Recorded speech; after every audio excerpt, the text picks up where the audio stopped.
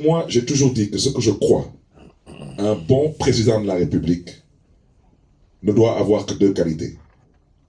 Ce que disent les Wolofs, dafa nar a am yërmande ak yéene ci askanam. Moi, pour moi, c'est pas des histoires de il a fait Sciences Po, il a fait Harvard, il a non. Pour moi, un bon président de la République doit avoir de l'ambition pour son peuple, mais surtout de la miséricorde. Moi, je suis à Dakar. Honnêtement, la première fois et la seule fois dans ma vie où j'ai vu un système de BRT, c'était en Argentine, à Buenos Aires.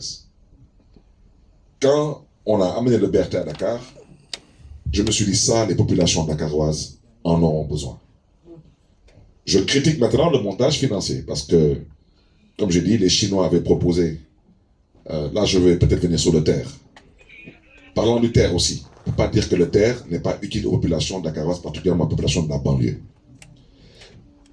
Mais le terre, comme le BRT, moi je critiquerai les montages financiers. Et j'ai tous les arguments pour démontrer que ces montages n'ont pas été faits avec patriotisme, je m'exprime ainsi. Mais l'utilité de ces projets, on ne peut pas aujourd'hui remettre ça en cause.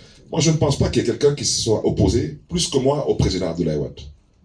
Mais moi, il n'y a pas une semaine où je ne vais pas dans mon champ, je prends l'autoroute à péage. Ou si je vais chez moi sur Salé, je prends l'autoroute à péage.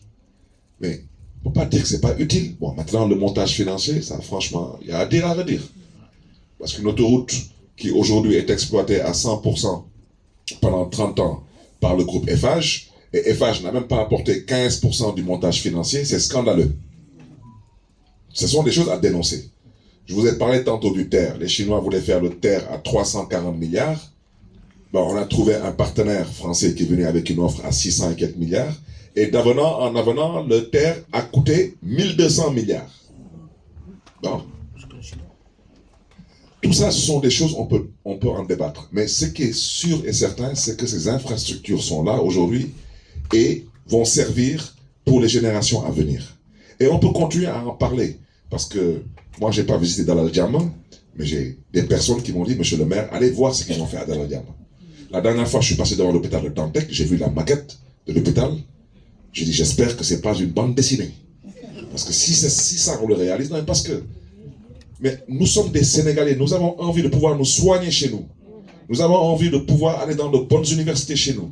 Nous avons envie de pouvoir... Je vous donne un exemple, seulement, on parle souvent de la vie chère.